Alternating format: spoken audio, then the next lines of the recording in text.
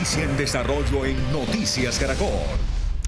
Son las 7 de la mañana, 5 minutos, y justamente hoy, hace 25 años, fue asesinado Jaime Garzón, el hombre que con su gran sentido del humor fue crítico de la realidad nacional y le enseñó a Colombia a reírse de sí misma y de sus tragedias. Y en Noticias Caracol le rendimos un homenaje a su memoria. Diego León Hoyos, experimentado actor, quien acompañó a Jaime Garzón en su equipo creativo, lo define como uno de los hombres más inteligentes y geniales que ha conocido nuestro país.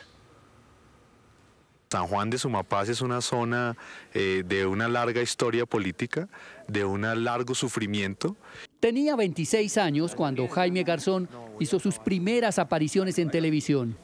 Primero que todo, ¿me repite la pregunta, por favor? En esa época, era un joven alcalde de la Bogotá rural que luchaba contra molinos de viento en la localidad de Sumapaz. Su fugaz carrera como administrador público terminó pronto. Llegó el ministro. ¿El ministro de qué? Y en 1990, Garzón presentó su primera propuesta en la televisión nacional. Tenemos proyectos de elevar los impuestos. Sociedad era una inteligente parodia de la realidad que vivíamos en esos tormentosos años 90, cuando el país trabajaba en la confección de una nueva constitución. La pinta es lo de menos. El tiempo que los colombianos soportaban el rigor de sus guerras intestinas. Así veía Jaime el conflicto armado.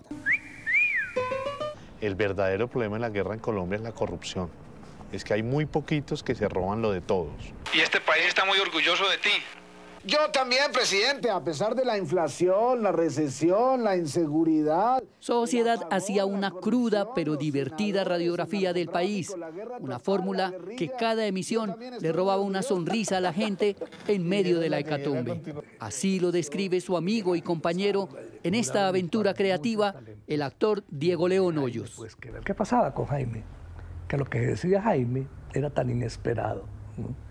Era tan irreverente, pero de todas maneras tan factible y tan real, que el choque que ocurría en la cabeza de la gente era que se morían de la risa. ¿Puede llevar esas cosas de oro al Congreso? ¿No le da miedo que se las roben allá? No, el Congreso no roba.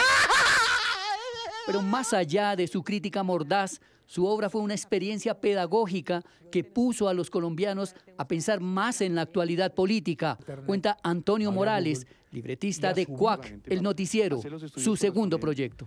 Desde la Casa de Nariño les informé. Adelante tú, Emerson, con las noticias. Lo más curioso de Cuac, y quizás lo mejor, además de la risa, fue que contribuimos en elevar el nivel de comprensión y de conciencia sobre la realidad nacional de un montón de gente, millones, a través del ejercicio del humor y de la sátira y del sarcasmo.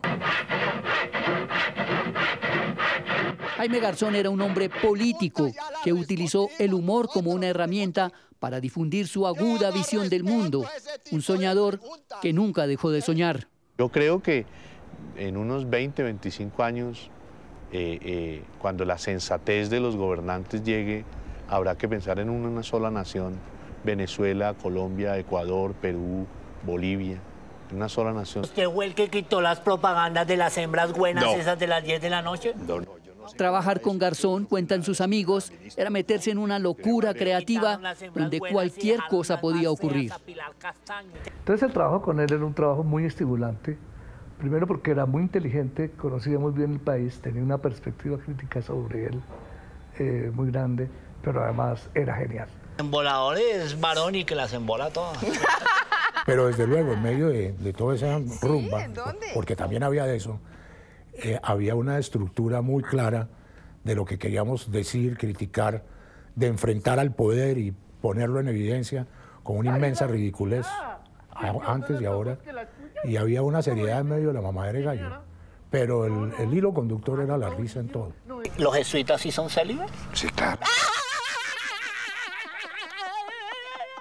Sus personajes encarnaban tanto al colombiano común, como Heriberto de la Calle, como a los personajes de la política nacional. Colombianos, Nora, los niños y yo.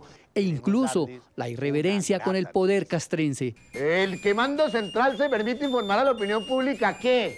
Llevamos mucho tiempo hablando mierda. Antonio recuerda su conversación con el entonces comandante del ejército, general José Manuel Bonet. Me dijo, no hablen de operaciones, esa vaina se llama operativo.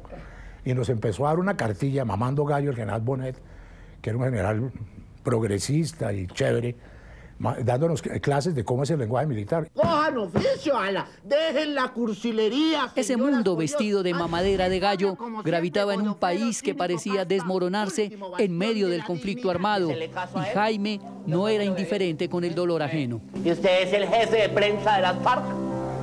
No soy el jefe de prensa de las FARC, soy el jefe de prensa suyo aquí en este momento y hábleme pasito. La gente que de verdad lleva el problema encima, como decimos aquí, lleva del bulto, es la gente que está en la mitad y es la que está secuestrada, sufriendo, y las familias afuera. Ese es el problema.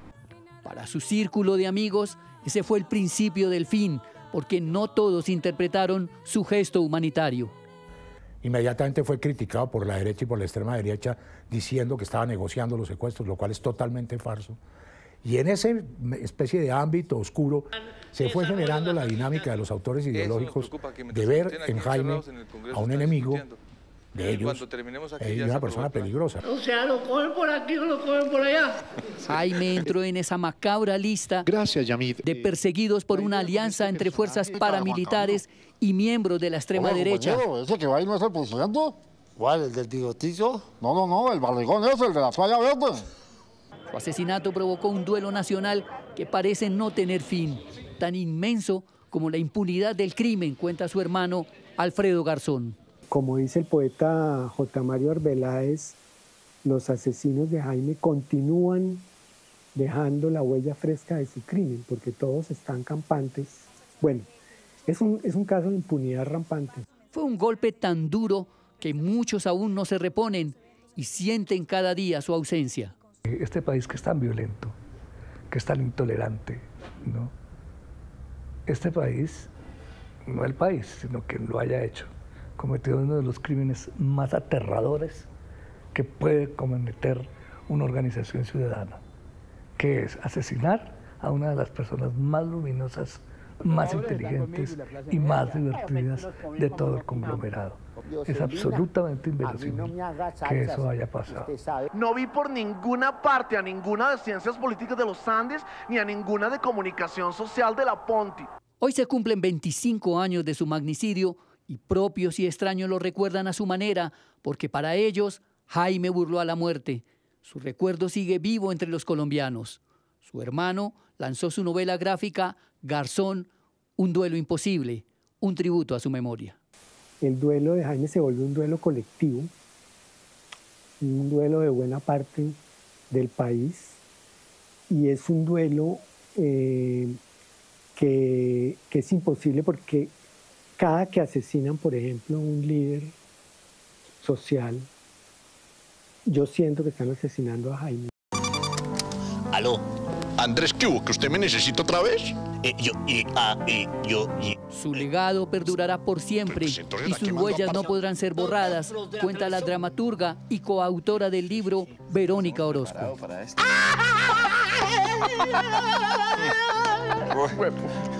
Y ahí uno ve como la siembra de Jaime Garzón y es como una generación comprometida con dar, o sea, citando las palabras de él, darse la pela por la paz.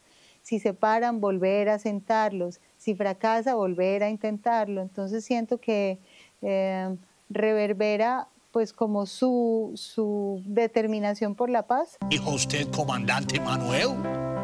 No. Pero sin olvidar que la risa es un remedio infalible. Por ejemplo, ¿usted conoce a Mauricio Vargas, el periodista? Sí. ¡Ese es un huesazo! Yo lo puedo resumir de esta manera. Yo no confío en una persona que no sea capaz de burlarse de sí misma. Jaime le enseñó a este país a burlarse de sí mismo. Mi novio no es así. No, tan huevón, no. En el proceso de la constituyente, Jaime ayudó en la traducción del articulado a las lenguas indígenas. Su hermano dice que su esencia vive en este párrafo. Nadie llevará a nadie por encima de su corazón, ni le hará daño a su persona, así piense o diga diferente. Si ese fuera nuestro faro ético, sería un país distinto, el país que soñó Jaime Garzón. Bueno, sentémonos a hablar, dejémonos de echar bala, primero. Segundo, ¿qué quiere usted? ¿qué pretende del establecimiento? Tercero, desenmascaremos los que viven del negocio de la guerra.